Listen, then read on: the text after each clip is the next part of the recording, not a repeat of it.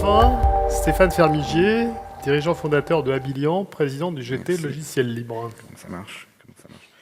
Bonjour, le groupe thématique Logiciel Libre a été fondé il y a 7 ans avec pour mission de développer l'écosystème du logiciel libre de manière durable en Île-de-France. Qu'entend-on exactement par là et pourquoi est-ce que c'est quelque chose d'important?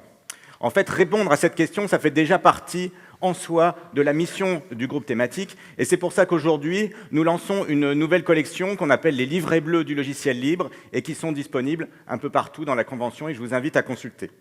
Le logiciel libre représente aujourd'hui 4 milliards d'euros à peu près de chiffre d'affaires annuel en France, 400 entreprises spécialisées et environ 30 000 emplois qui participent tous au dynamisme de notre écosystème. Ces chiffres et les analyses concordantes de nombreux observateurs positionnent la France comme l'un des leaders mondiaux, sinon le leader mondial du logiciel libre. Et nous pensons que c'est un atout considérable pour la compétitivité de notre économie et qu'il faut jouer là-dessus pour continuer à faire croître à la fois l'écosystème du logiciel libre et plus généralement à participer à la transition numérique de notre économie. Alors, certains voient le logiciel libre encore comme l'apanage du non-marchand.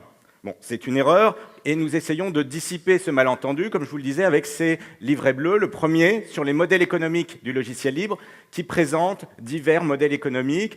Certes, certains sont non-marchands, mais la plupart, toutes ces entreprises, ces 400 entreprises, évidemment, sont des entreprises traditionnelles et on les classe généralement en 2 catégories, éditeurs ou intégrateurs de logiciels libres.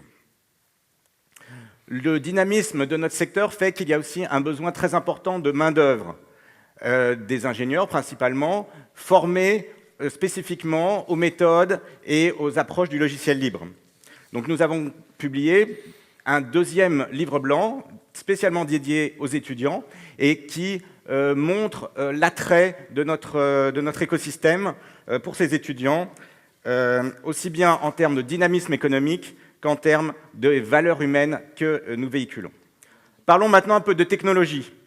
Alors il y a un paradoxe, c'est est-ce que le logiciel libre est capable de faire de la qualité? Les grands acteurs américains investissent des dizaines de milliards de dollars et finalement on a des écrans bleus un peu partout. Donc il y a un paradoxe, comment les acteurs du logiciel libre arrivent finalement à faire du logiciel de qualité avec des moyens qui sont bien moindres. Alors nous avons choisi dans notre 3e livret bleu plutôt, de mettre un focus sur la qualité logicielle et de montrer que les logiciels libres rivalisent et souvent surpassent les logiciels propriétaires dans les domaines où il y a une offre mature de logiciels libres. Donc pour dépasser ces a priori, parmi les domaines dans lesquels le logiciel libre a vraiment fait des innovations qui sont maintenant reprises par toute l'industrie, on peut citer l'open innovation ou on peut citer les modèles de développement complètement distribués. Alors un certain nombre de projets du pôle, soutenus pour la plupart par le groupe thématique logiciel libre, tous ces projets sont des projets de logiciel libre, participent à ce mouvement. On a de la vérification de code, des tests, de la sûreté de fonctionnement, de la calimétrie ou encore des outils de développement collaboratif. Alors enfin, j'invite Fabrice Lefessant à nous présenter un dernier logiciel libre qui est lui aussi fortement ancré dans la qualité logicielle, qui vient de l'INRIA, donc tu vas me donner 1 minute en plus. Et voilà, je te donne la parole tout de suite. Merci Stéphane.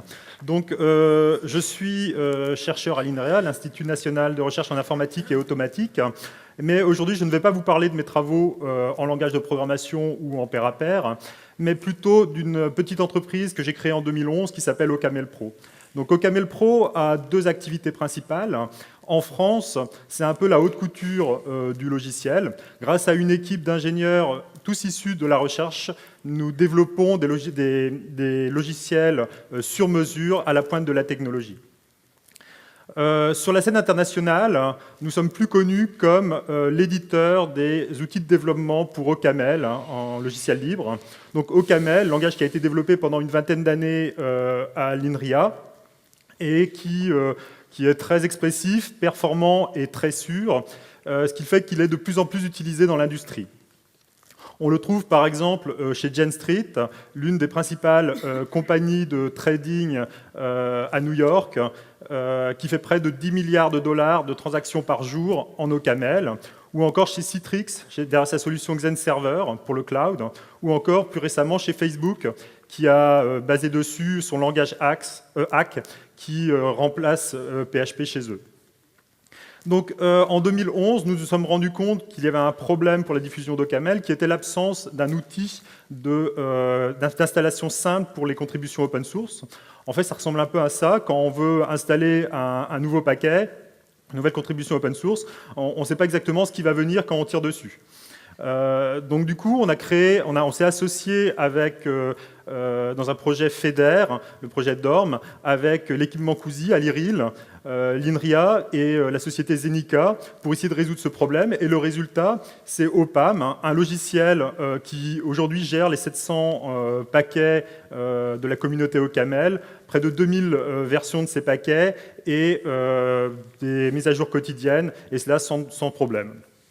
Donc, si aujourd'hui nous cherchons de nouvelles opportunités d'utiliser OPAM, en particulier par exemple sur la gestion des paquets Python ou la gestion de plugins ou d'extensions pour certains logiciels, et donc si ce genre d'application ou notre savoir-faire vous intéresse, n'hésitez pas à venir cet après-midi discuter avec nous sur l'espace d'exposition. Merci.